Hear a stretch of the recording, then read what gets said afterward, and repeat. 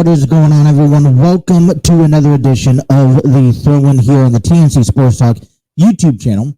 Today is Wednesday, April 12th of 2023, and we're going to kind of be all over the place talking about different types of sports, NBA, play-ins continued yesterday. We'll talk about some of those games here in a moment, but I want to go ahead and, first of all, give a personal shout out to Steve Barber over there at the Armchair Booking Wrestling Podcast, who just uploaded another episode, #FireVince ? And that's kind of the theme that's kind of been going around the WWE the last few weeks. But he is actually celebrating 30 years of today marks his 30-year anniversary of beginning his 20-year journey and adventure in the United States Air Force. And if you haven't gotten a chance to check out a couple of his Cubicle Chat podcasts the last few weeks, where I sat down with him and I discussed a handful of, questions and kind of just listened to the stories that he shared in his journey, leading up to it. I highly recommend you guys going out, checking it out. And, if you guys are following him on Facebook, on YouTube, on audio platforms, go listen to it. It's Cubicle Chat. It's on all major platforms, audio platforms, and just listen to what he has to say. The comparisons between now and today, and my family isn't rich in the military aspect. I know that my brother is in the Navy. My grandfather was an airplane mechanic. I think there's a couple other related family members that's been in the military throughout I think the whole family tree. But and I think I went to apply once. I didn't make it.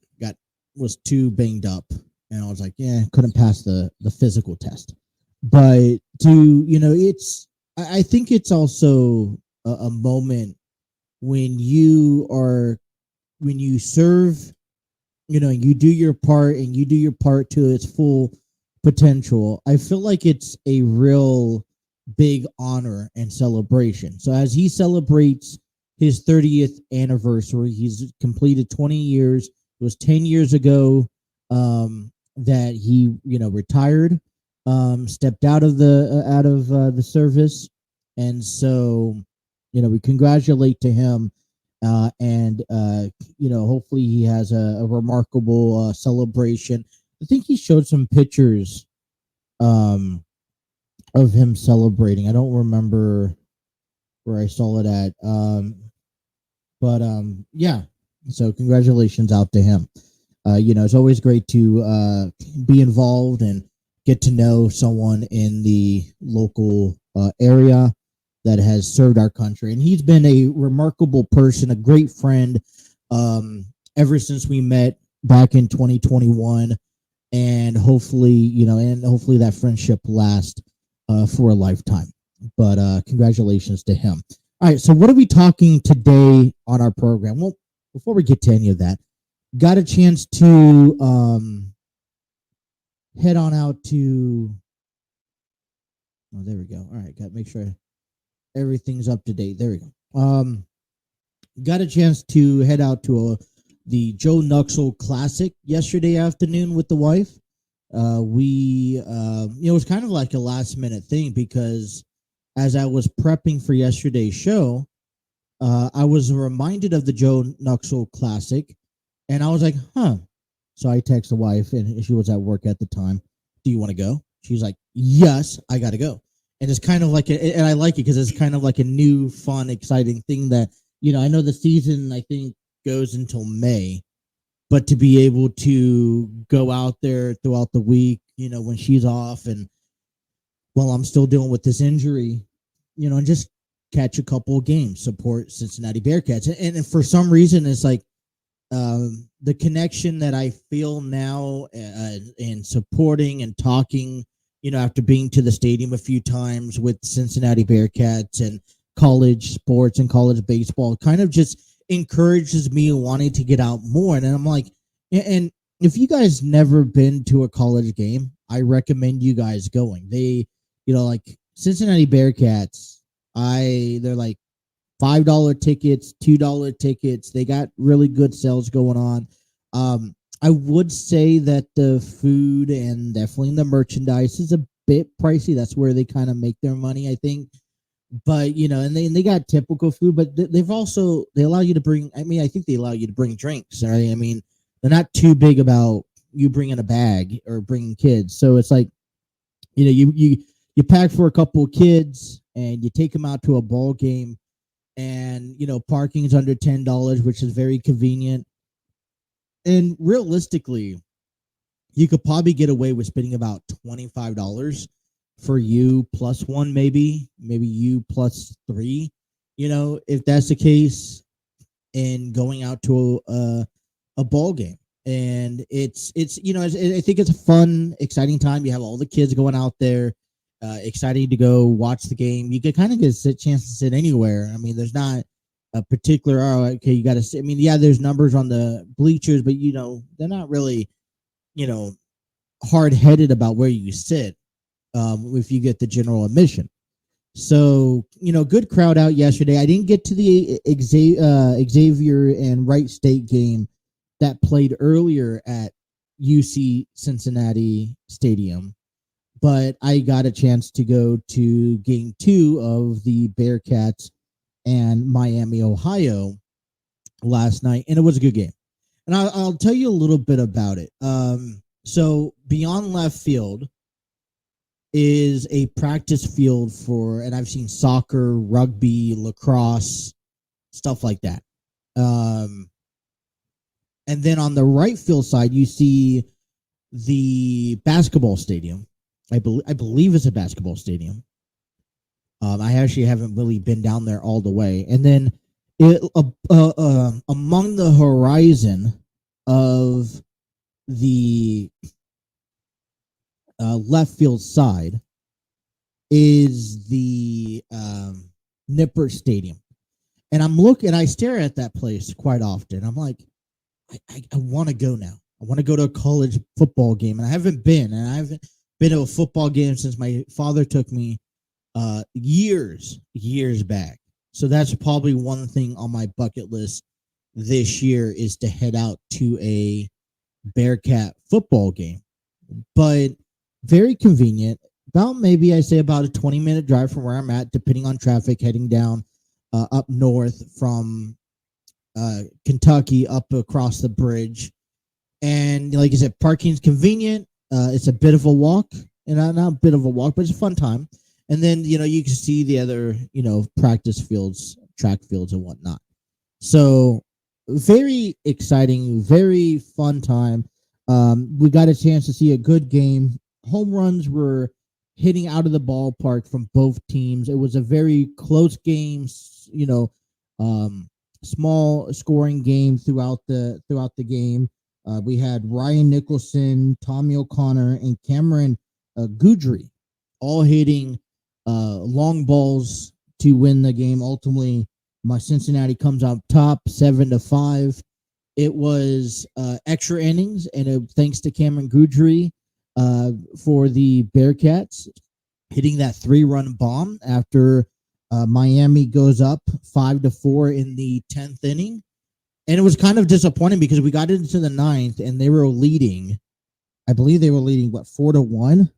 And then they come back and scoring 3 runs, tie the ball game, and then they go into extra innings. And this is where I'm not familiar with the rules with college all the time. I thought maybe college also implemented the runner on second base in extra innings, and that wasn't the case last night. So a little bit disappointed. I'm like, oh, great, we could be stuck here for hours. But it was a good ball game.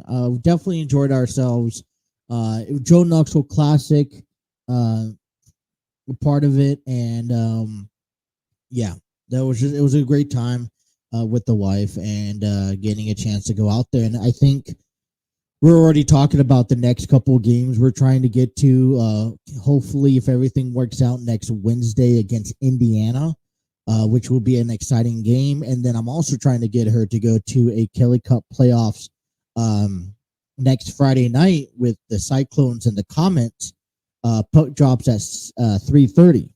So pretty excited getting a chance to go out to a couple of these games because they're not expensive. And they're very, you're kind of right up on the action. And if I could get her to go out to next Friday's hockey game, and if everything works out, we could go, be her first experience at the Heritage Bank Arena. So exciting for that, and all that fun stuff ahead of time. So, but what do we have planned for our show today? We'll cover a little bit of the Joe Nuxle Classic. And give you all the wind up and the scoreboards of what's next for these two Cincinnati teams, and Xavier and Cincinnati. We'll talk about the Reds as they head into Game 3 against the Atlanta Braves, trying to avoid a sweep. But although they've lost 2 games already, trying to win this last one before they head home and before they take on the Phillies in a 4-game set that begins tomorrow night, there's still a lot of promising things because my phone was blowing up last night. I get the notifications when the game starts and everything that the Reds do. And you talk about guys like Jake Fraley and Spencer Steer, and they're on top of the game. They're on a different level, right?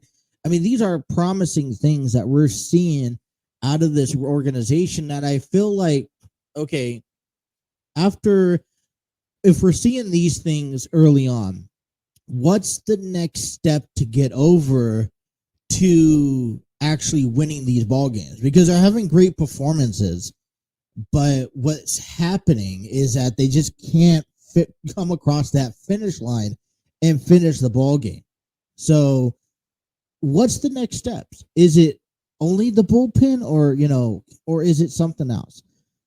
So we'll talk a little bit about that. We want to go ahead and give you a NBA update in basketball. And so when we come back from our first break, that's what we will talk about. And then there's a couple more wrestling stories, questions, and thoughts that I feel like we need to address. And one of them is honestly about Sami Zayn, Kevin Owens, and the Bloodline. And it kind of really intrigues me, and I'm excited to kind of share my thoughts and let you guys know what I think about. So we're just getting started here on a Wednesday. I want to go ahead and announce that coming up today, right after the program, there we go. Right after the program, coming up at 3:30, come over and join us as we call the Washington Nationals and the Los Angeles Angels ball game. It's Game 3 of this 3-game series. It's a getaway day on a Wednesday afternoon. It's an afternoon game in Anaheim. Both teams are 1-1 apiece. So pre-show will begin at 3:30. First pitch at 4:10. So tune over for that. Excited to be calling that game. All right. Well, I want to go ahead and thank everyone for tuning in. If you guys are watching us on YouTube, please be sure to hit that like, share, and subscribe button. press on those notifications. Don't miss a single episode when we go live, and tune in. If you guys are watching us on Facebook or Twitter, we thank you, welcome you. Hit that like button, share it with a friend, and get involved into the conversations. Leave comments by heading on over to our YouTube page and leave a comment down below. That's one way you can find yourself on our program. Okay? So do all that. If you guys are listening to us on audio platforms, thanks to Spreaker, the throw-in is on all audio platforms. Download us, listen to us, take us on the road wherever you go. And without you guys, none of this is possible. So thank you so much. So appreciate all the work and the effort that you guys give back to us to make this possible.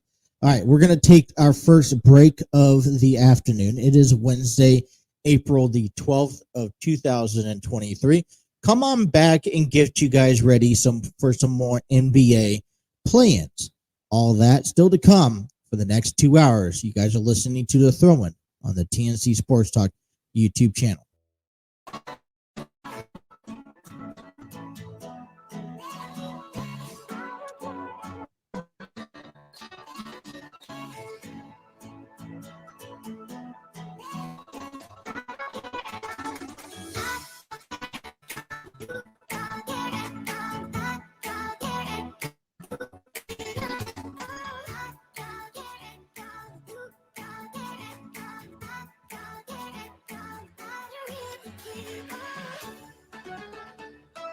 12:20 here on The Throw-In.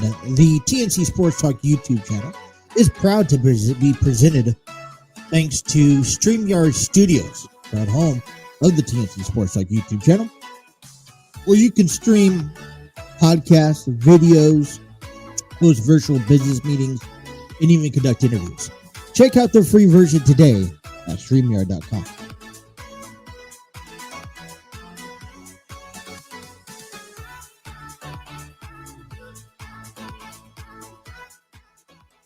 You know, I got to say, it is such a beautiful day. It gets a little warmer. It gets up in the 80s, a little high 70s, maybe low 80s later on in today's weather forecast. It's supposed to be like that all weekend long. And if you guys got stuff to do, there's a couple of things that we can, just get out to a park. Get outside. That's what I'm going to say.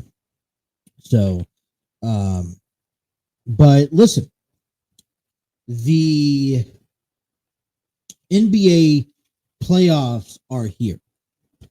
And I consider the play-ins as the playoffs in a bit. Because we see ourselves, because it's a do or die moment, right? There are 2 games taking place tonight that we'll talk about here in this segment that you have to win, and the losers go home, right? So it's all or nothing. And the winner of this game has to go win another game just to get into the playoffs. And I feel, this is kind of an interesting thing for NBA. This is not, this is kind of still very new. But it's the attempt to create more exciting games in the month of April and May before this playoff period.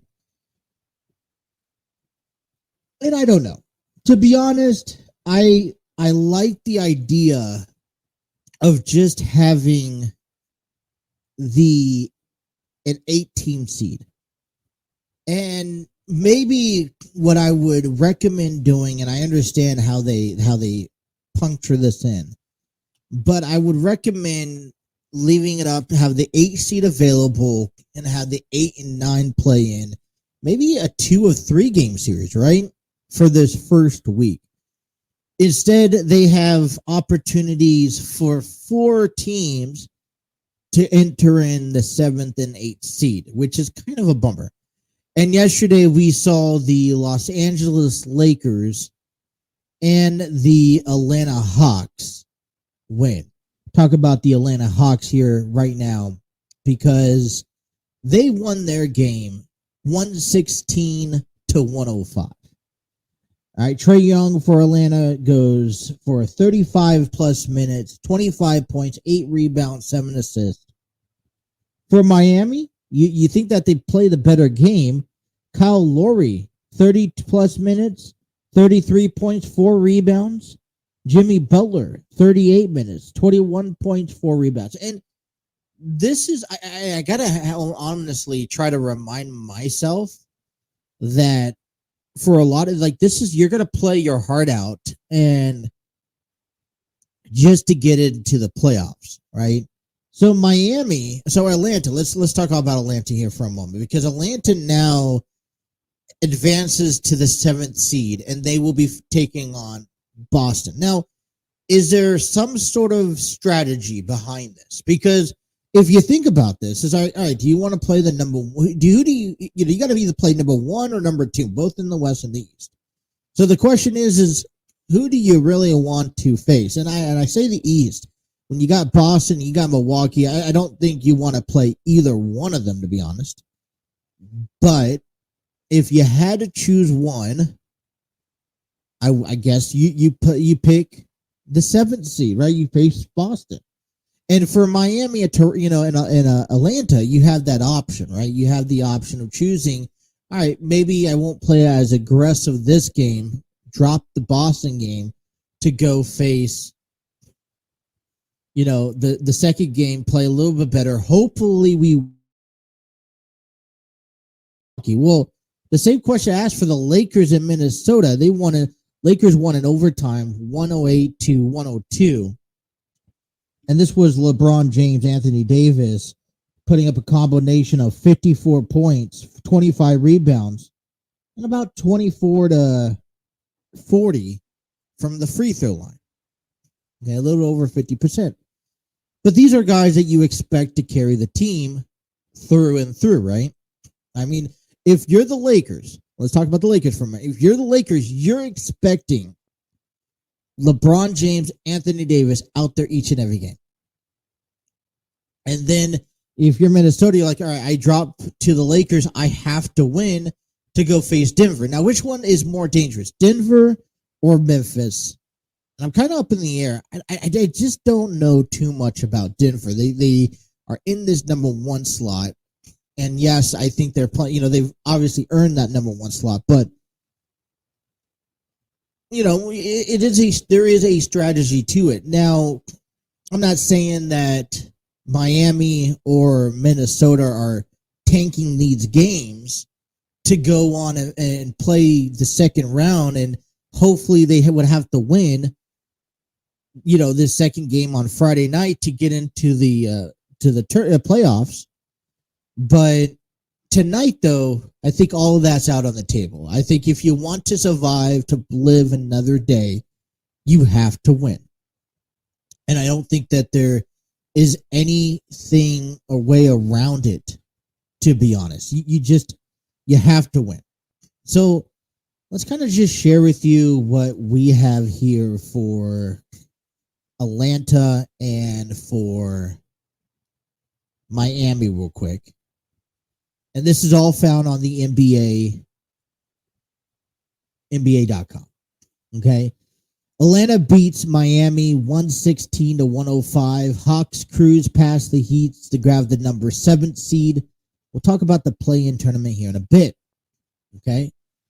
A couple key players for Atlanta. And as I was looking at this, like, okay, you got some, double digits for points. Trae Young, is the only guy for Atlanta that put up 20 plus points. And I just don't, here's the problem I have with this.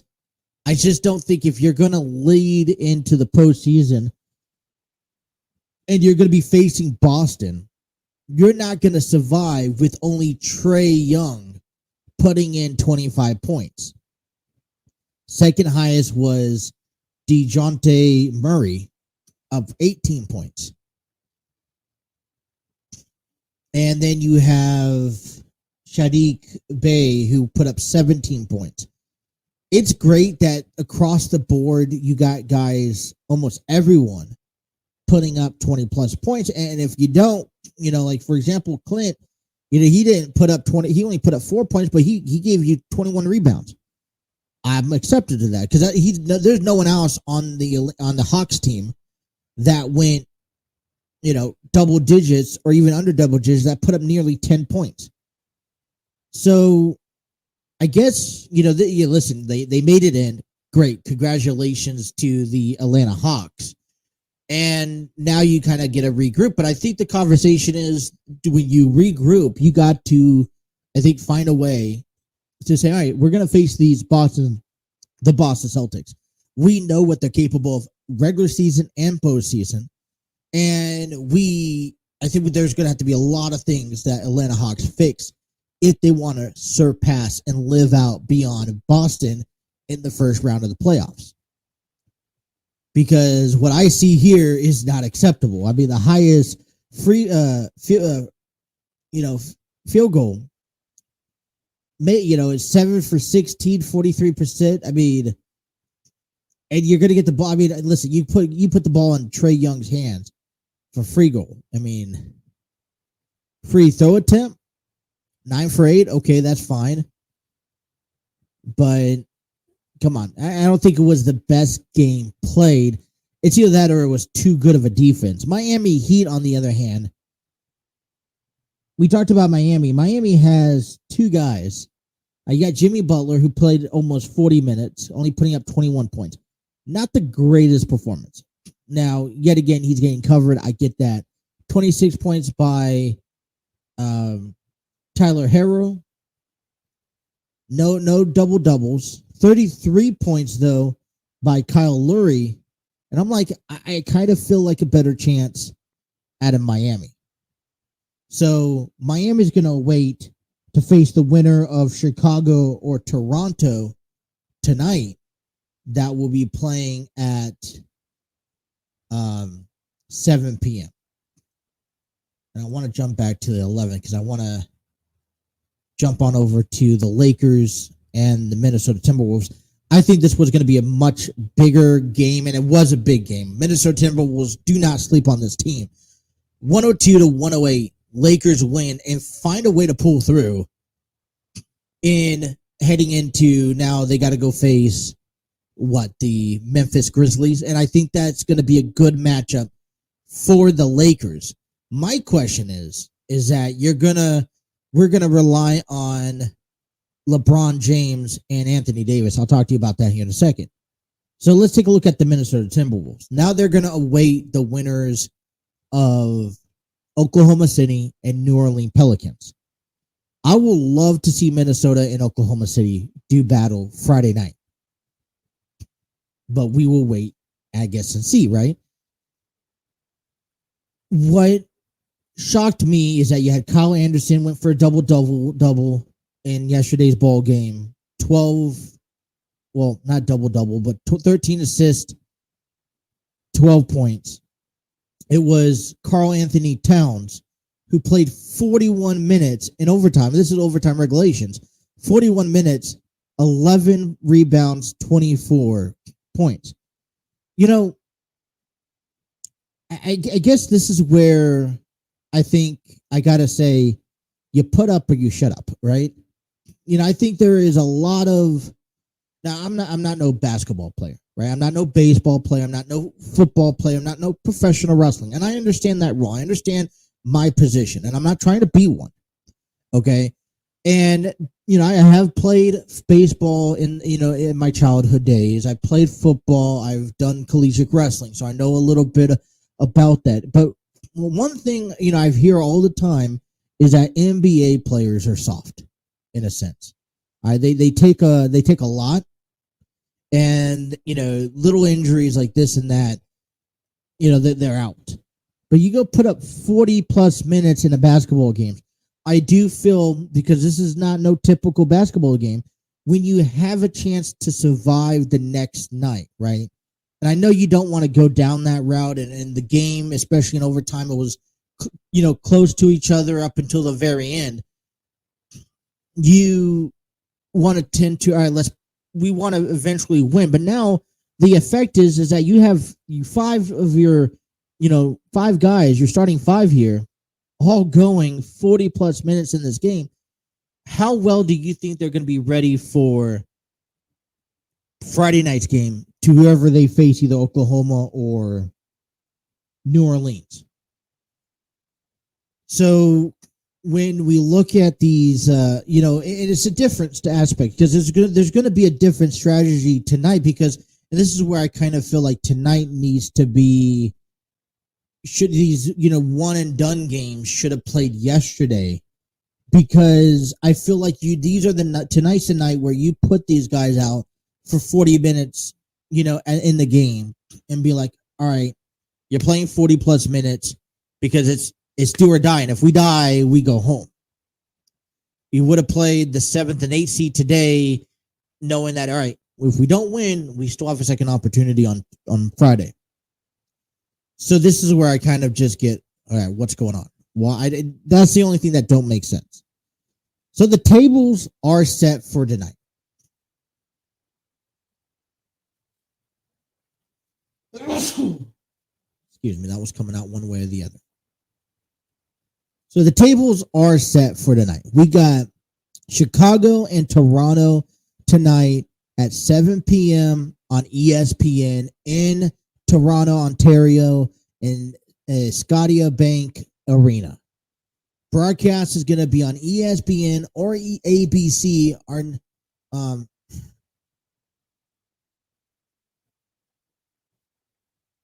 or ABC. Okay. You could also listen to the game tonight on the radio at ESPN-NR, CHUM, or WSCR. And the winner goes home. And the losers go home. The winner goes on to play Miami on Friday.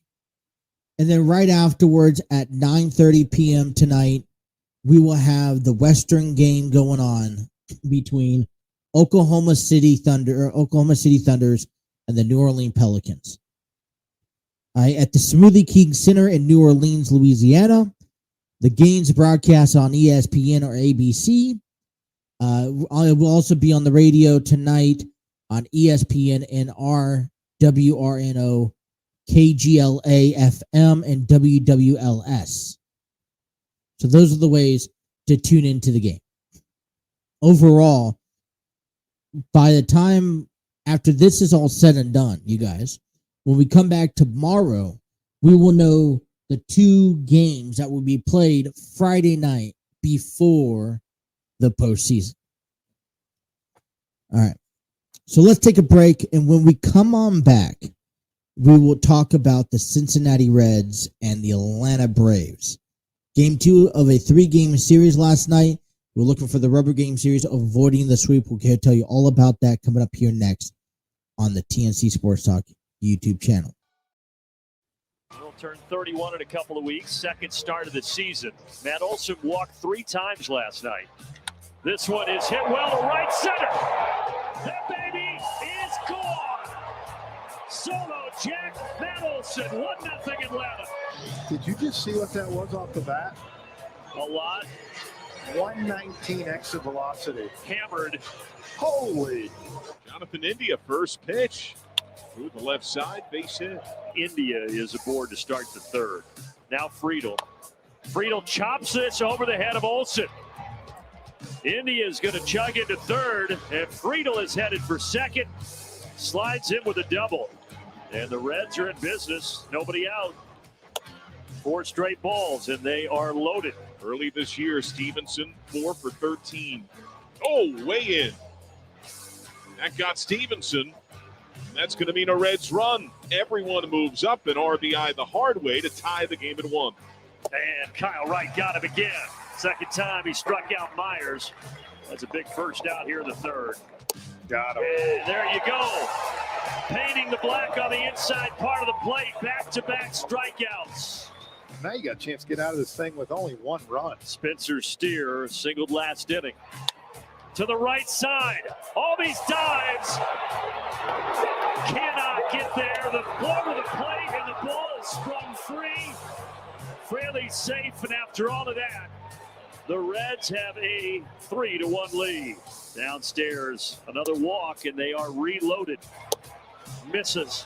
Fourth walk, and this one produces another run. Cincinnati has put up 4 here at the top of the third. 1 on, 1 out for Ozzie. At this point, he's been the only strikeout victim for Luis Cessa. Albies to right field.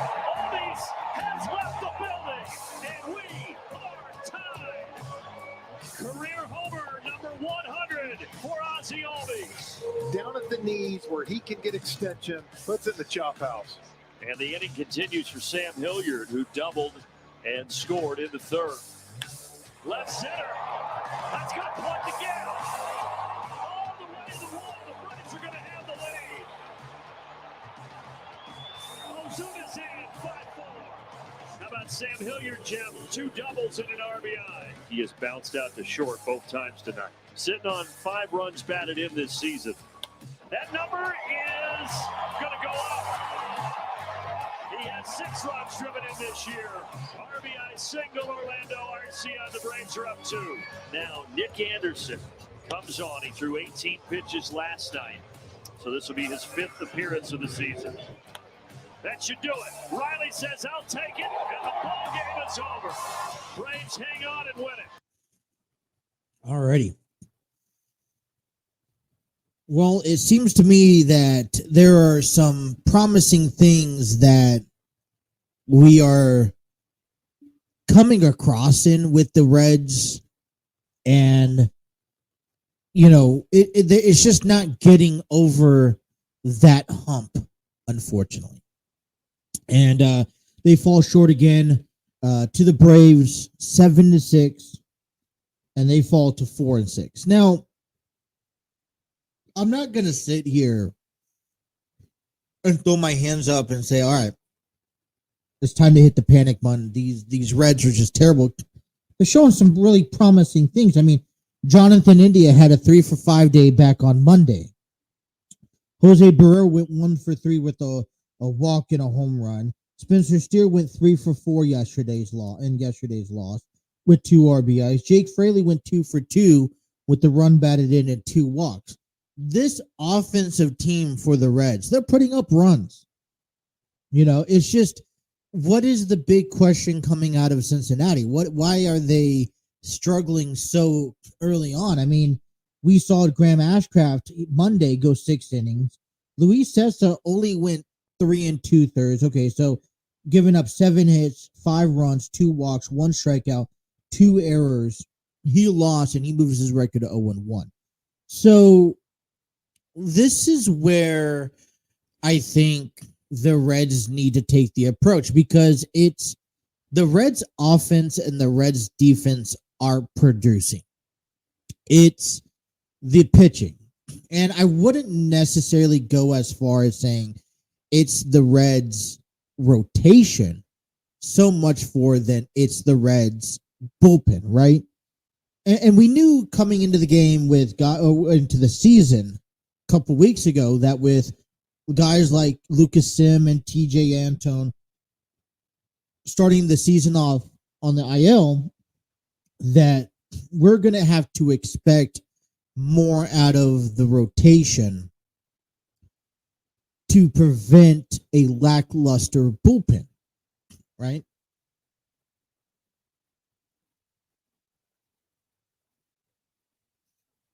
Excuse me. Sneezing all over. It's the springtime. It's the allergies. I got the windows open, the fans on. It's nice outside. It's the allergies. Trust me. Kind of sneeze, so I apologize. But it's the bullpen that we're talking about, right? So how do we fix that? How do we fix the bullpen? Well, one, you could go out there and sign a couple of relievers that I don't know are honestly ready for the bullpen. And the relievers right now that are out there and maybe available free agents, wise, may not benefit the organization right now in the bullpen that we need help on. Well, the second thing is that you can always ask your pitchers rotation to pitch better. Well, I think there's a lot being said in that, because when you get guys like Graham Ashcraft and you get guys like Nick Lodolo, and even, Connor Overton and Hunter Green, they're giving you 6-7 innings, solid outings. Your bullpen's going to have to finish the game. And that's one of the biggest problems is finishing the game. Back-to-back nights, we didn't really quite finish the game after having a couple of leads. So it goes back around to, all right, so how do we fix the bullpen? And if you're not going to go sign free agencies, because I feel like that's against the Castellanos' religious sack beliefs, then you're not going to go, and then you're only going to get so much out of the starting rotation because you don't want to workhorse them early on in the season. Then what we're looking at is a possibility, and I heard this on Locked On Reds the other day, that especially before heading into this long road, the trip, that is to move these pieces around. Okay? And when I say move these pieces around, I'm talking about, they presented the idea, which I completely agree with, in moving guys like, so it's Hunter Green.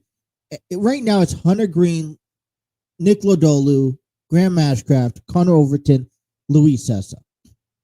Okay?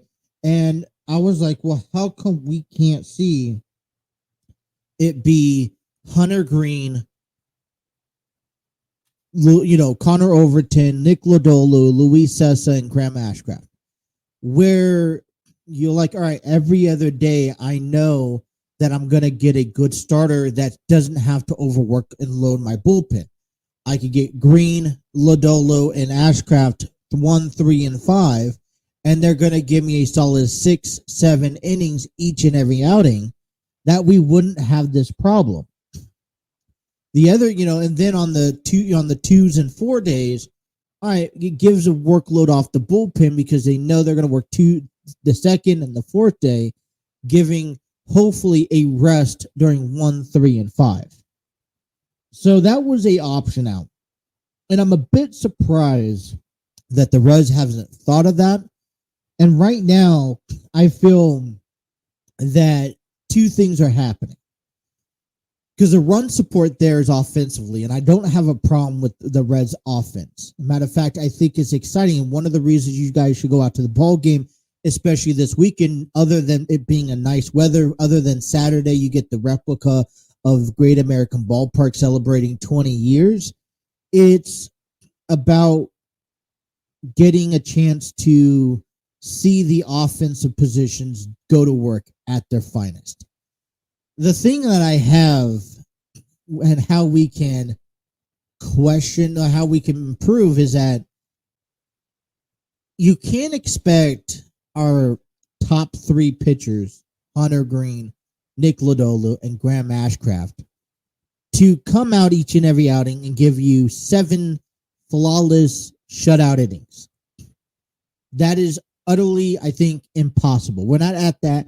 Even Max Scherzer doesn't have that type of power to offer. Right? Yes, they're going to have fantastic years, but it's not in every outing. What we do hope to see, though, is if we spread them out, right, we can back off on the workload that we expect the top 3 guys to have, and then we can work on our bullpen. Something has to give in our bullpen. I think that's as simple as that's going to get. Our bullpen is going to have to get better. And I get nervous because if our bullpen doesn't get better and prevent, if we go get a 4-3 lead into the 8th and 9th inning, we don't have any guys that we're confident enough to throw out there. And that's my problem. And that's one thing that I hope over the next month, because it's going to get very frustrating. And it's already we could already see the frustration that this is a potentially good ball club. But if our bullpen can't help us out, then what do we do? You can't go throw Derek Law. We've seen it over so far this past weekend. We cannot go throw Derek Law out there each and every outing, expecting him to give us, the outings of a lifetime. We can't expect Alexis Diaz to go out there and give us an outing of a lifetime. We got to mix it in with the Buck Farmers, and the other guys. And we're not the only ball club that's having this problem. I mean, we also see the issue in the with the San Diego Padres, for example. How they're having bullpen problems because their workload on the bullpen's too heavy. And they only got one or two guys that they trust going out there, but to go out there every 5 days, to go out there each and every day for 5 consecutive days and putting on the same performance, it's quite, they just don't condition themselves like that. All right, so the Cincinnati Reds wrap up a 3-game series tonight. First pitch, 7:20. The 4-6 Reds take on the 8-4 Braves. And we did expect or anticipate a tough road trip between the Phillies and the Braves over 6 games. And I get that. The goal is today is for one, avoid a sweep. I do not want to have a single series this year where there is a sweep in place. And especially in the month of April, if we can avoid our ball club, getting a sweep, being swept by a team, then I think that is still a bonus. The next thing is it's not just about avoiding a sweep and picking up a victory today, but it's getting ready for a 4-game series and for the next, I would say 7 days. Because the next 7 days, we have to get worried about between the Philadelphia Phillies and the Tampa Bay Rays. And right now, I don't want to look too far ahead into Tampa Bay. But 11-game winning streak to begin the season is something a little unheard of. And we don't see that quite often in baseball, nonetheless in any other sport. So 11-game winning streak to kick off the season. And we're expecting to face them next week. What does that mean? Well, that means we have to take care of business today against the Braves. Come back home on a positive note. And if the Reds could pick up a victory today, yes, there will be a positive note heading into this 4-game series against the Phillies, which I believe we would like to have some sort of either tied series or take 3 of 1 in payback from what happened at Citizens Bank Ballpark last weekend. But I would say we're almost at the halfway mark.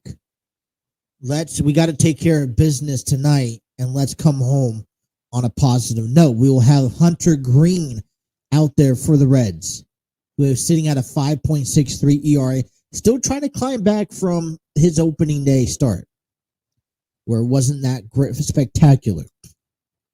We'll also get right-handed. We're going to be facing right-handers pitcher Spencer Steer, who comes into today's ballgame 1-0.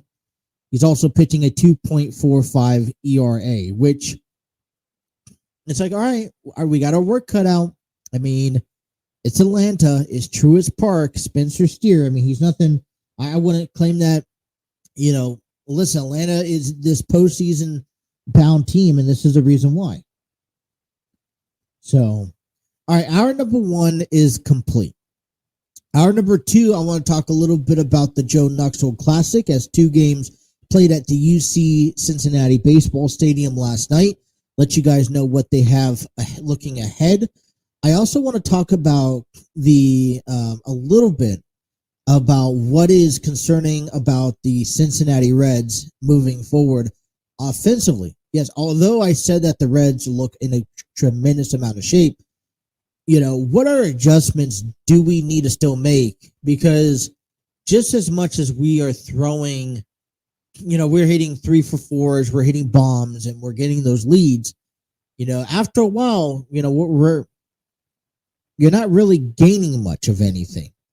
So we're excited to see that Atlanta Braves and the Cincinnati Reds wrap up a 3-game series tonight at Truist Park. So definitely let's tune into that, and let's get underway with our number 2. When we come back, we'll also talk about some wrestling conversations, especially into the,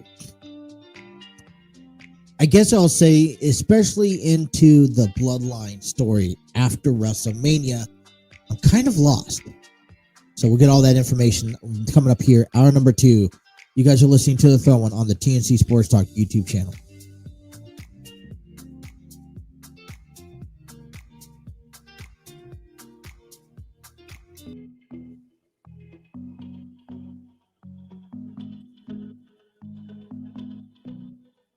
I know the next morning when the sun goes down, it might be the last day of you and me. You're lying next to me with heavy eyes,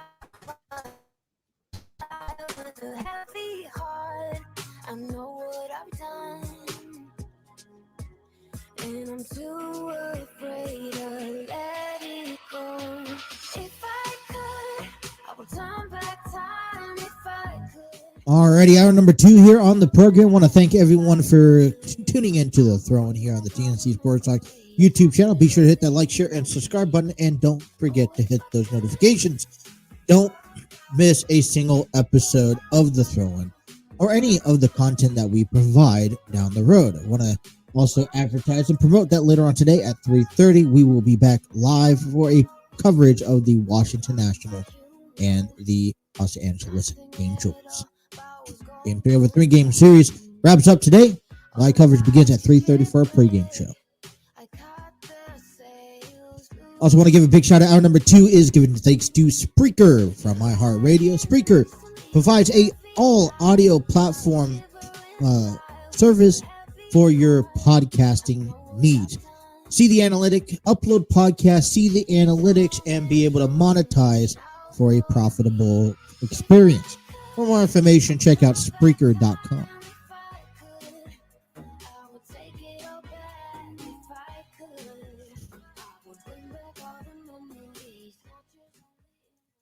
All right, so the Joe Nuxle Classic series begins in Cincinnati yesterday for 2 teams, for 4 teams. It was a doubleheader ball game.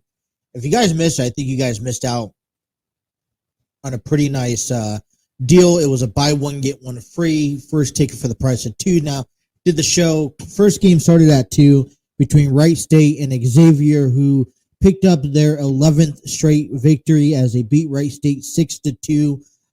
Final score, moving them to 21-12 and 3-0 in conference. Home games 6-2, away games 14-10,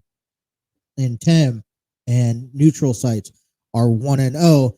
Luke Hawkins, 6 innings, 3 hits, 2 runs allowed, 1 walk, 1 strikeout. He picks up his victory, going 4-1 on the season as Jack Hausinger, 2 for 5, 1 run, 1 strikeout, 1 home run to pick up a victory over Wright State.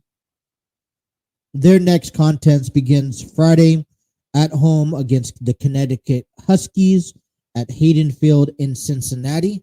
They haven't had a lot of home games, so intrigued to tune into this one. TV coverage will be on Flow Sports. And then we got treated to a little bit of 10 innings of baseball between Cincinnati Bearcats and Miami, Ohio, where this was a close game. Right? It was final in 10 innings. Right? And it was an early 1-0 lead that Ryan Nicholson gave the Bearcats in the first inning. And, talking about the game, we actually went, me and the wife went out to the game, last minute decision, but we went out to the game last night, and it was a nice, fun night. It was nice outside, very breezy, so it wasn't like as cold as we went with the first time. But the excitement was Cincinnati. Tommy Bobo was back on the mound, and there's just something that I like the kid. He seems like it clicks when he's out there. To be honest, he goes 5 innings, 1 hit, 0 runs, 1 walk, 9 strikeouts. Max Bergman, 1 inning. He was a winning pitcher as he went 1 inning, giving up 1 hit, 1 run, 1 walk. It was 4-1. Okay. It was Tommy O'Connor hit a 3-run bomb to advance the Bearcats to a 4-1 lead, a 4-1 lead after the game was tied. And then it comes down to the 9th inning, and I was most certain. I was like, all right, we're going to pick up the victory, come home before 9, and then the Miami Ohio finds a way to crawl on back, tie the ball game in the 9th inning, and now we're in extra innings. So we go to the 10th, and then literally the crowd was silent, dead silent, after they took the lead. I mean, it was just a terrible sight. As a matter of fact, it was a 3-run home run, I believe, from in the 9th inning that just took the silent away also. And we're like, oh no, here we go, we're gonna lose. And then one thing after the other, the wife's outside the stadium trying to look for a ball that was hit outside the stadium. And next you know, Cameron Goudry, who went 3 for 5, hit a 3-run blast to straightaway center left field, and a game-winning home run to give the Bearcats a victory, 7-5. And I was like, "Oh, great, lovely." And I was like, "What a bummer." So it was exciting. It was fun. Joe Nuxel, classic. It was just fun to get out to another ball game, and it's not the Reds game that we will eventually to get out to at some point this year, but it's a ball game nonetheless. The Bearcats will head on the road this weekend from Friday to Sunday to play the ECU Pirates in Greenville, North Carolina. So they're going to go jump on the road and take care of some business against ECU, which I'm excited to tune in and pay attention to. So what's going on with our pitching or with our offense for the Cincinnati Reds? Okay, so this is where I point out. It's nothing to be concerning about. I will tell you that utmost. Okay? There is nothing that we should be concerning about. But what I will say is that the first 10 games, we've seen a lot of great things. And we're expected to see a lot more great things coming out of coming in the weeks to come and the season to come for the Cincinnati Reds. Although they're losing, I mean, Jonathan India, Spencer Steer, this looks like an offensive ball club. And we talked to you at the bottom of the hour, number one, about the thing that they need to strengthen the most, and that is arguably the bullpen, right?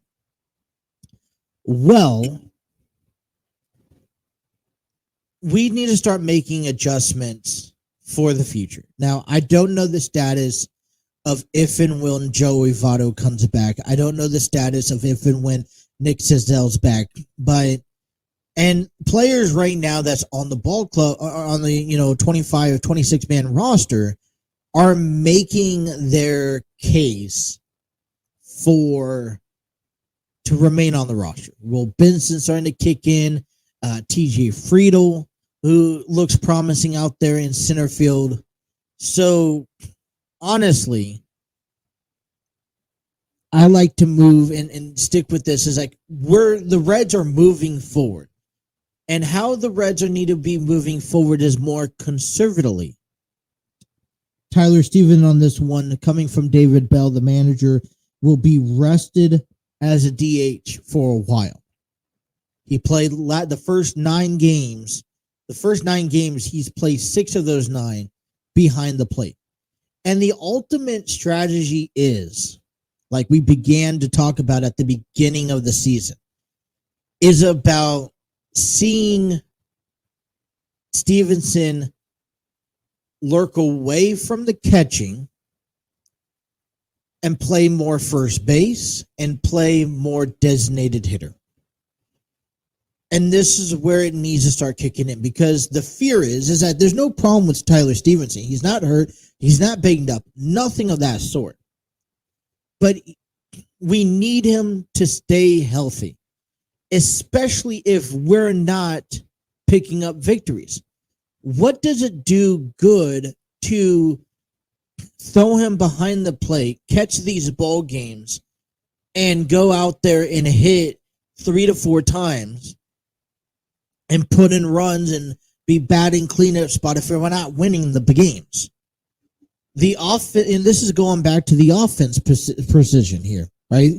This is what we're talking about. This is why are we putting these players in position and they're doing their jobs to go out there and win when it's not the offensive error that reason why we're not winning. It's the bullpen or the pitching. Why do we have Hunter Green go out there and pitch 109 pitches so that he can lose a ball game? Tyler Stevenson is, we knew from the beginning that we're not seeing Tyler Stevenson behind the plate each and every game. Matter of fact, I said, listen, pick Stevenson to catch one pitcher. I'd say Hunter Green or even Nick Lodolo. Don't matter. Or even pick him up against a guy like Connor Overton, where he can use Tyler Stevenson's knowledge, expertise, and game calling skills, and then have the rest of the games be catch between Luke Molly and Kurt Casale, right?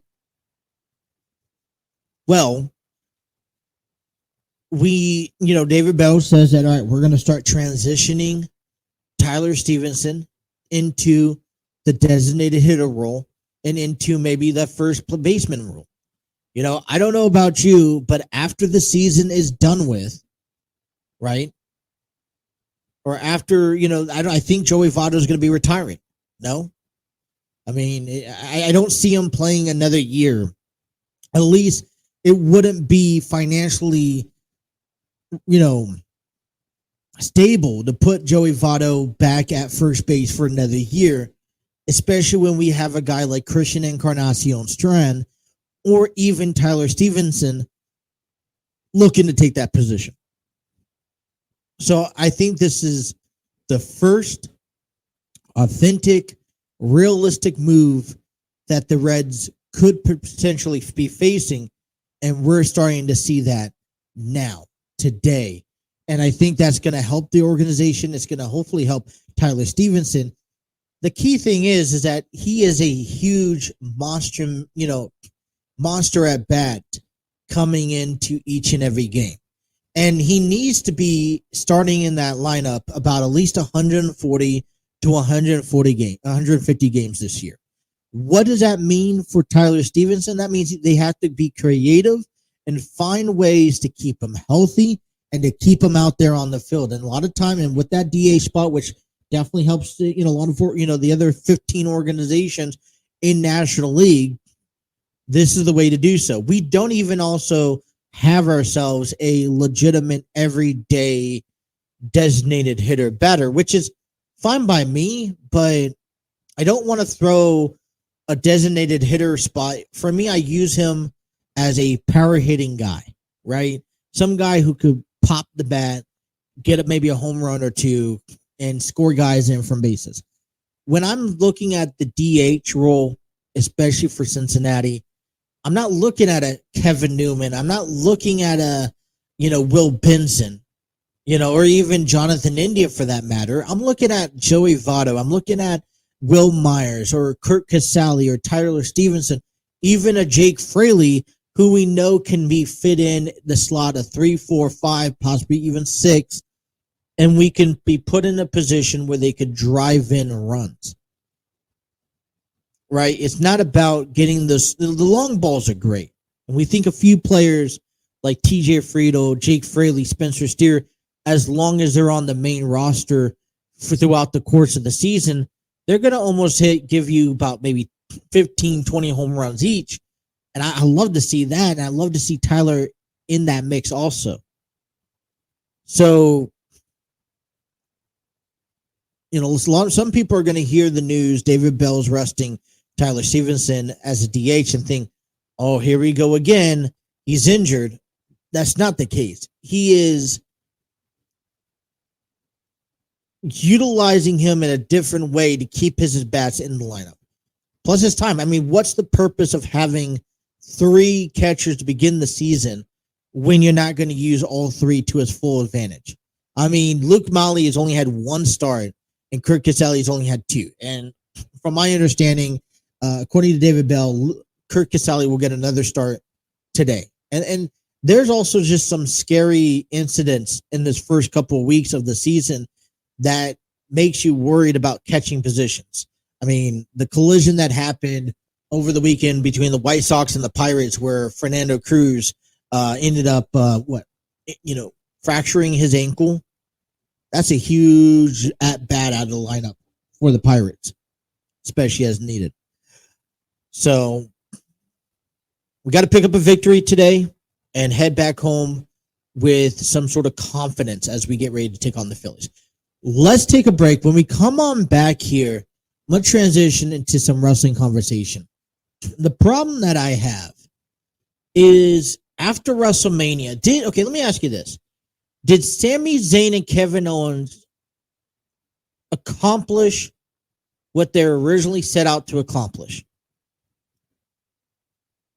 And it was not initially for those tag team titles. And is their feud with the Bloodline still as interesting after WrestleMania? Let's talk about that conversation coming up next. You guys are listening to The Throw-In here on the TNC Sports Talk YouTube channel.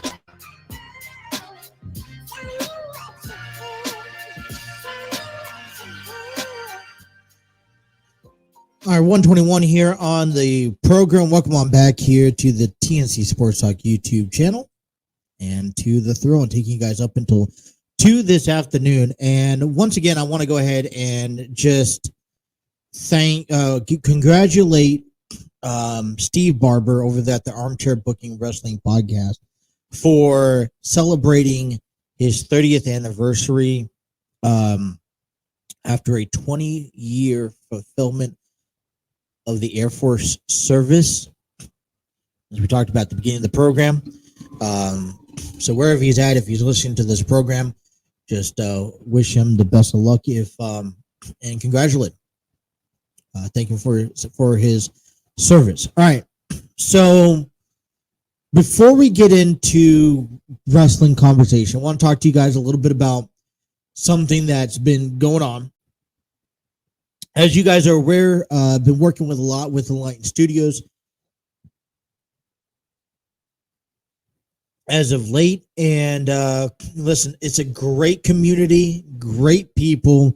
They really treat you like family. And if you guys are in the Cincinnati area, we would like you to, if you have time to help us out, like you guys to volunteer at the upcoming 2023 Summer Cincinnati Festivals. There are 3 going on in the month of June and July. The first one being the Italian Festival from the 8th to the 11th. From the 23rd to the 25th is the Taco Festival. And then July 14th through the 16th is the Celtic Festival. And, if you've never been to one of these festivals, they're down there on the levee, on the riverbank of Ohio. And, you get a lot of live music, great foods and drinks. You get to keep your tips if you volunteer. And it's a great way to get out and give back to the community of the great city of Cincinnati. And if you guys are interested, head on over to enlightenstudios.cincy@gmail.com. That is enlightenstudios.cincy@gmail.com. I don't have any pop-ups. I'm currently working on a couple of them. So once I have them, finished, I'll put them up here for people to email and volunteer.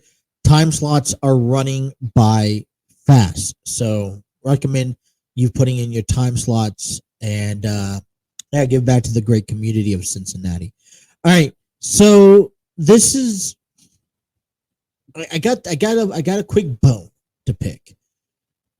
So I want to know the thoughts right now of how the storyline is progressing between Sami Zayn, Kevin Owens, and the Bloodline, and also now recently rejoined Matt Riddle. This was a story that was told for the last 9 months, 10 months, okay, almost a year, with Sami Zayn. How he became, finally got accepted with the Bloodline and then turned against the Bloodline, which led into a incredible WrestleMania match, right? Okay. This involved Kevin Owens, and January, Sami Zayn has been all about getting rid of the Bloodline, thinking that it's bad for business, that everyone that's involved is not healthy. And one of the ways they thought they were able to get rid of the Bloodline is by going out there and winning and capturing the WWE Undisputed Championships, WWE Tag Team Championships, to say, right? So, teams up with Kevin Owens and captures the gold. Well, the question is the Bloodline gone? Because the way that I saw back on Monday night, they seem to be just as strong with or without those titles. And although there is crack in the armor of this impenetrable Bloodline fraction, they don't seem to be showing it right now after WrestleMania. They just lost the tag team titles. You think they would be more lost, confused, torn? I haven't really heard much from Roman Reigns in response to it. And so let me ask you this. Did Sami Zayn and Kevin Owens accomplish what they set out to originally do, and that was to put an end to the Bloodline? When Monday night we saw the Bloodline annihilate Kevin Owens to the point where Sami Zayn and Matt Riddle had to come out and, once again, it just shows that Kevin Owens cannot handle things on his own. And matter of fact, I still think although Sami Zayn and Kevin Owens won those tag titles, right? I still think the Bloodline are still much in control. Nothing's really changed with the Bloodline since losing those titles. So did Sami Zayn and Kevin Owens accomplish what they set out to accomplish? I think that's the bottom line, the bottom question. And it makes me wonder what the story point is for the future, because I kind of feel like we hit a brick in the road. My original thought was you send Cody Rhodes to team up with Sami Zayn and Kevin Owens to face the Bloodline, the Usos and Solo Sikoa. That was my thought at Backlash. Right now we're nowhere near that. Matter of fact, we see the return of Matt Riddle, which let me put that to a stop right there. What in the world does Matt Riddle have involving himself with the Bloodline or with Sami Zayn and Kevin Owens? And let me put it to you this way. Even if he did make sense, and maybe just a tiny ounce, he could make sense into this storyline. But Sami Zayn, Kevin Owens are up here. The Bloodline's up here. Matt Riddle's all the way down. And Matt Riddle has kind of left a bad taste in my mouth since he has been away from the company.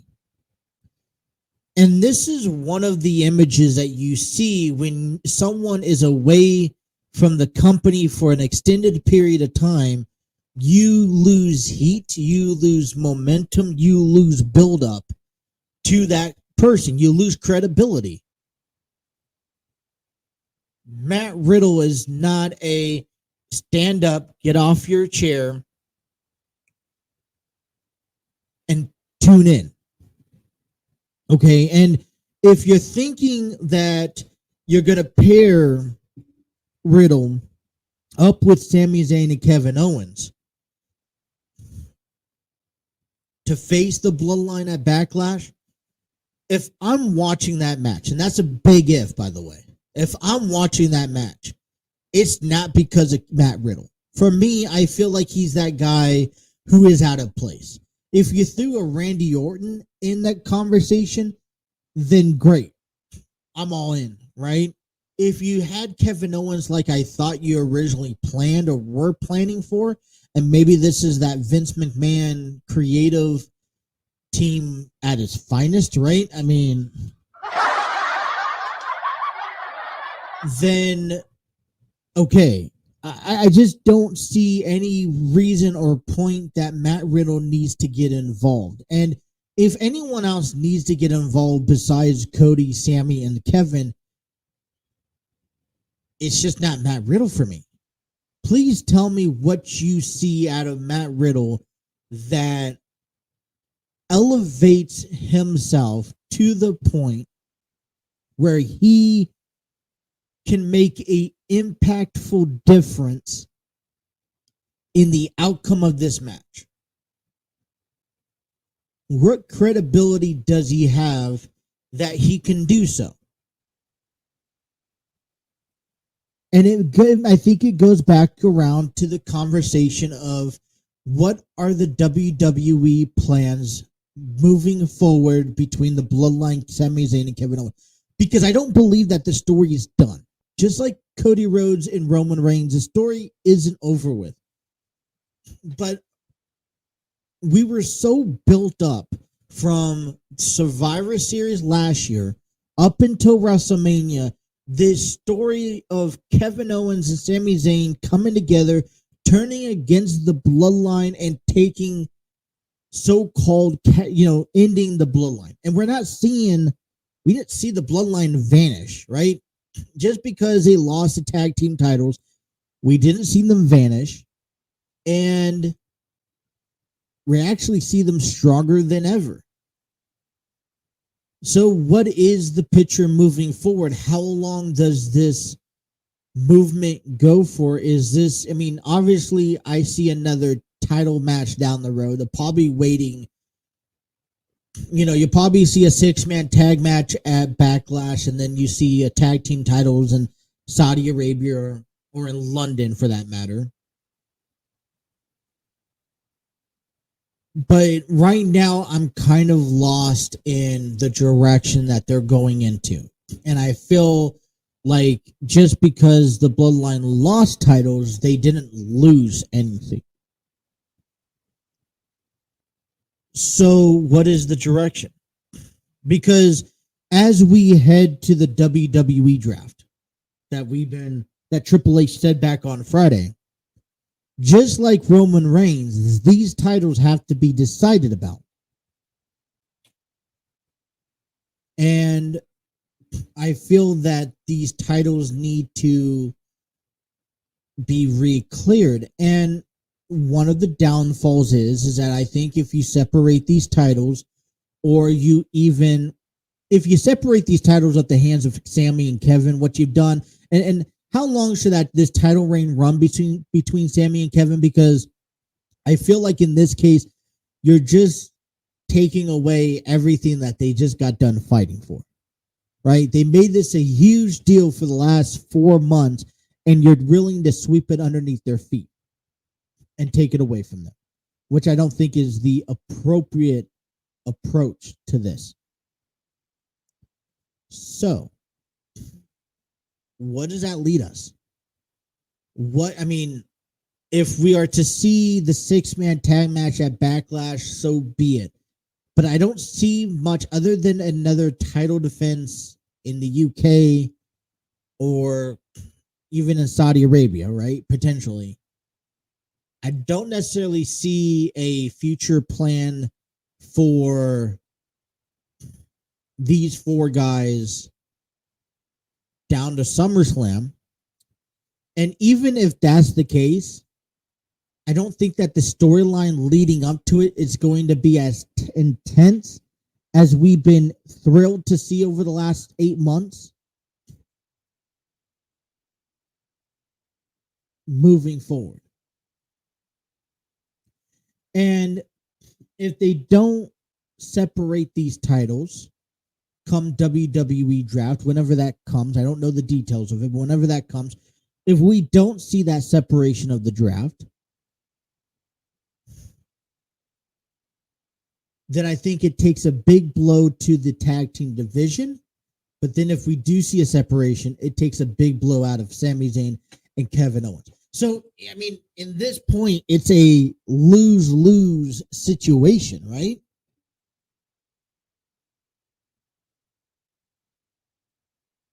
I mean, that's show me any other outcome that potentially works, that you can keep Sami and Kevin at the top of the spotlight. I mean, right now they're one of the few teams that are carrying this tag team division, and if this is what that future holds, how would you guys accept of it? Because I feel like you take a lot away from these 2 men who have clawed and really did everything they could to put over this story. I mean, at one moment we had a sold-out arena in Canada who were ready to blow the roof off the place if Sami didn't beat Roman Reigns. They believed in the process. They allowed the process to run itself. And still, they had issues. All right, let's take our last break of the day. I want to come back. What is the future for Roman Reigns? Who's next? If it's not Cody Rhodes, who's next? And how many more people are to be next? And who is the one dethroning Roman Reigns? I know we talked a little bit about that yesterday. I want to bring that back and talk more today. You guys are listening to The Throw-In here on the TNC Sports Talk YouTube channel.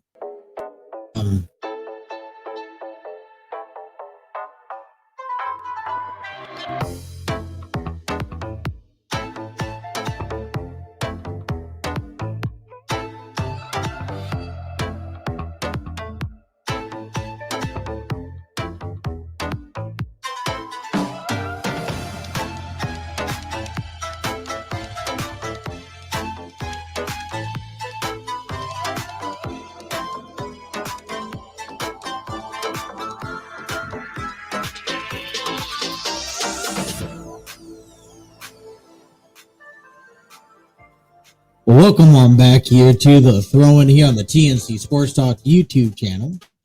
Don't forget to tune us in at 3:30 this afternoon for the Washington Nationals and the Los Angeles Angels at Anaheim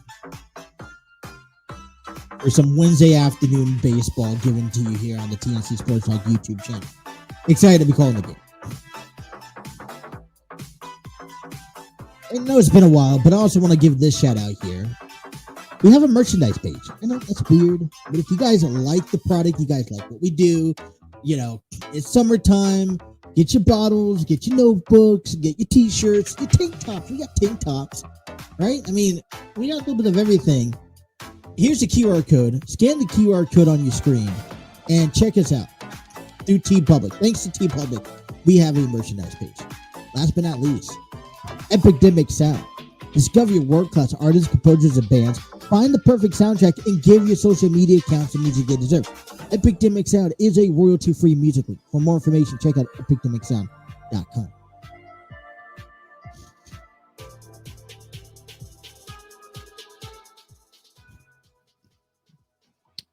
All right, bottom half of the hour, bottom half of the program, and we want to we'll be back again tomorrow. We'll be back again Friday. Talk about the NBA playoffs that's coming your way. Get you guys ready for the Philadelphia Phillies coming into town. And we got to hope, listen, like I mentioned earlier, win tonight, avoid a sweep, come back home. First road series of the season, you're 2-4. I take that as a decent series, to be honest, especially two tough teams like the Phillies and like the Braves. Come back home and let's take care of business against the Phillies. Let's give them what they gave us last weekend. But we do that in a 4-game series beginning tomorrow night at Great American Ballpark. It's going to be lovely. Get out there both Thursday, Friday, Saturday, and Sunday. Friday is firework night. They bring it back every Friday, home game. Stay tuned after the game because there's fireworks. Lovely, fun, incredible stuff going on. Saturday, they're giving away a stadium replica of Great American Ballpark celebrating 20 years. I don't think I'll be going to the game. Talk to the wife. We were going to go to the game, but listen, we want to have more opportunities. I want to head out to game 1 of the Kelly Cup playoffs in Cincinnati with the Cyclones and Comets. I also want to check out next week Bearcats, Indiana at UC Baseball. So going to give up Saturday's first giveaway that I wanted to attend to, but there's going to be other opportunities. Absolutely. So of getting bobbleheads, a couple years ago, went out to a handful of games, got a couple of bobbleheads. I think I got a Mike Moustakas and a Shogo Akiyama. I think we have like a Sony Gray bobblehead doll. I want to get a Jonathan India one, a Joey Votto one before it's too late. I would love for some reason, it is interesting because my uncle was the one who got into bobbleheads. So I was like, let's get into bobbleheads too, just a couple years ago. And I'm always calling like my brother and my dad is like, if you're going out to a Padres game this year, get me a bobblehead doll. I want a bobblehead doll. That's what I'm excited about. So a lot of stuff still going on. We're just getting underway for the week, halfway through the week. And we'll get you guys all ready for the weekend coming up here in a couple of days. So let's talk to you guys about the main topic. What is the plans for Roman Reigns? What plans do you see probable for Roman Reigns in the future? Because we know that WWE has been on the shoulders of Roman Reigns for the past 3 years, which for me has been unheard of. And the last time that I saw anyone carry the WWE's on their shoulders was John Cena. And that's been and he carried WWE on his shoulders for almost a decade. Fair enough? So it's not unheard of. It's just been several years since we've seen this. And maybe Roman Reigns had pictured this in for himself, and with his historic family background, that he kind of got put into this place. Now, I'm not saying that he doesn't belong at the top of the food chain, because he's just as good as everyone. But my thing is, moving forward, is trying to figure out who's next for him. He's beaten everyone in the locker room. He's beaten from celebrities to guys like Matt Riddle, who just didn't belong. He beaten Logan Paul. I mean, so who's next? He's beaten Cody Rhodes. He's beaten Seth Rollins. He's beaten Drew McIntyre. Who's next on that list? A year ago, I was talking about, hey, let's talk about, Braun Breaker coming up. Now, I think that right now, Braun Breaker is settling in. And I feel like this is not the time or place for Braun Breaker to come up and dethrone Roman Reigns. And, first of all, Roman Reigns is not being dethroned until at least SummerSlam. He's going to surpass the 1,000-day marker, which is a historic event. And you feel like, all right, if he surpasses 1,000 days, he might as well just keep on going. Why not? This is an era that we're seeing from Roman Reigns, from the Usos, from the Bloodline. And to hear that there's another one potentially making their way in, that we don't necessarily have that platform of why would this end? Triple H said this great night 2 WrestleMania in the after talk, that storylines are not meant to end. They're meant to grow and continue.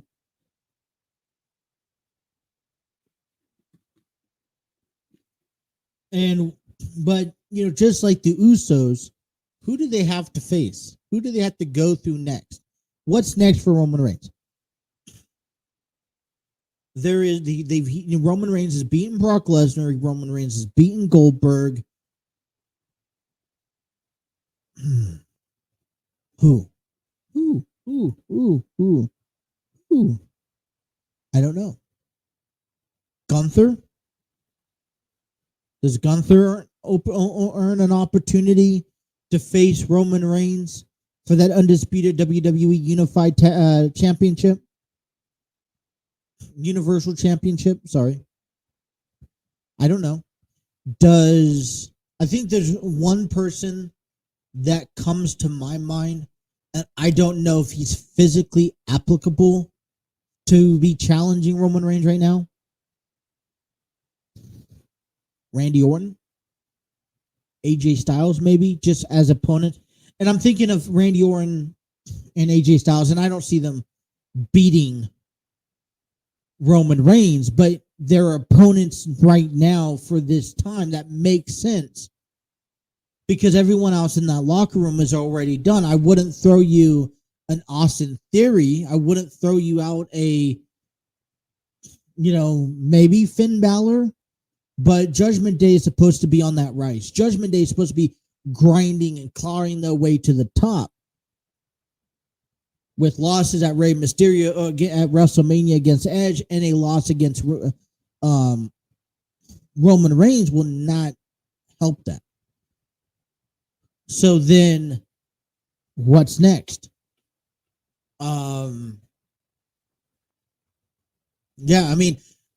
Right now I still think that Cody Rhodes is the favorite in the WWE as someone who could potentially dethrone Roman Reigns.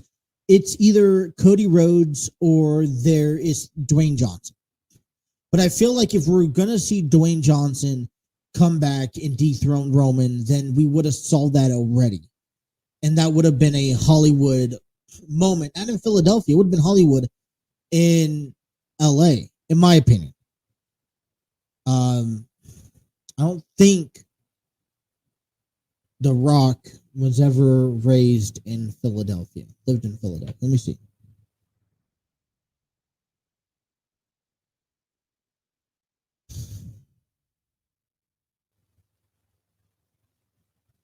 Yeah, I don't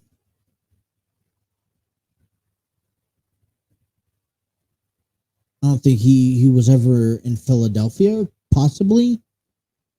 I don't remember. But I guess it leads to the question, why we wait for next year? Every year that we bypass these two matches, and this is a dream match, I think everyone will be on board and wanting to watch. But this is just a dream match. And I feel like if we ever gonna see it, we got to see it sooner or later, because these two men are not getting younger by the second. And although Dwayne Johnson is always still in physical shape, he shows, one small thing and that can ruin everything. So Dwayne Johnson, Cody Rhodes are two guys on my list. The question is what's next, right? Who's in between? Unless there's someone from the outside that right now I don't think of defeating or dethroning. If there was a Jay White coming to WWE, there's just nothing that intolerable seeing to dethrone Roman Reigns. So we're running. That's, I think, maybe ultimately that's one of the problems. No, we're running out of opponents to dethrone Roman Reigns.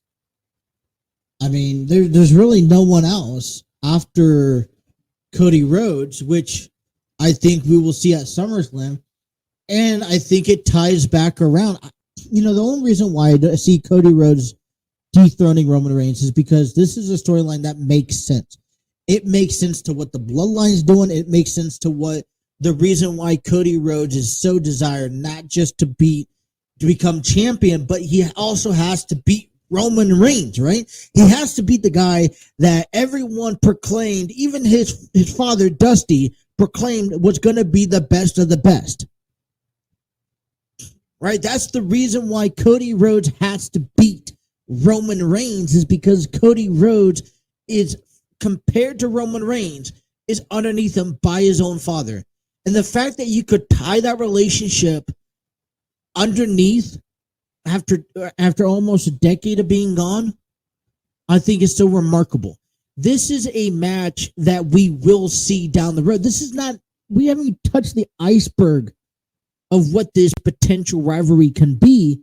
The only reason we didn't see Cody Rhodes win this title at the beginning at WrestleMania is because it wasn't time. You can't take the title off of Roman Reigns based off of a 3-month feud, off of a feud that was because of Cody Rhodes winning the Royal Rumble at number 30. Now, if he came in at number 1 and he outlasted 30 other men, yes. But it wasn't like he made an announcement. He made an announcement. It wasn't like he was like, all right, beginning of the year, I'm going to enter number 1. I'm going to earn my way to this title, and I'm going to go beat Roman Reigns. Comes at number 30, where the entire Royal Rumble match is already come and gone. And then he goes on to face Roman Reigns. Not enough time, not enough build-up, especially for a title reign such as Roman's, who is about to hit 1,000 days. All right, 1,000-day title reign. So now Cody has to go back, and he's going to have to go through guys like Brock, guys like Drew, Sheamus, Matt Riddle, maybe. And then he's going to have to revisit the Bloodline before he can consider himself worthy enough to be to get a title opportunity. And I think then and only then, that is when Cody Rhodes will dethrone Roman Reigns. And I feel right now that's the only picture. And what's going to end up happening is while Roman Reigns waits for Cody, and that's what's happening. He's waiting. He may be waiting and having to face a couple other opponents like Randy, and I would like to see that if he's healthy enough. But until that, Cody Rhodes is going to, so there's a fork in the road. Roman Reigns is going off to the sunset here to relax and take a long trip. And then Cody Rhodes is clawing his way to get back. And they're going to beat once again. But that's it. I think that officially, we can honestly say that the number of opponents that Roman Reigns has, that not only can put him to the test, the ultimate test, right? But that can also give a fight, and it's also going to give the fans what they want and get behind that athlete and actually competing him or beating him. It's either Cody or Dwayne. Two guys remaining. So you wonder what honestly is next for Roman. You wonder what's next. There's not much next. All right. Program is over with. I want to thank everyone for tuning in. Be sure to hit that like, share, and subscribe button if you guys are on YouTube. Be sure to like and share on Facebook and Twitter. We'll be back again tomorrow. Like I said, we will be calling the Nationals and Angels games this afternoon. Pre-game show starts at 3:30 p.m. So if you guys want to tune into that game, recommend and highly encourage you guys to. And thank you guys for tuning in. Without you, none of this is possible. With all the crowd and all the fans. Until tomorrow, NBA basketball tonight. 2 games ahead. Talk about that tomorrow and much more still to come. Thank you guys for tuning into The Throne here on the TNC Sports Talk YouTube channel.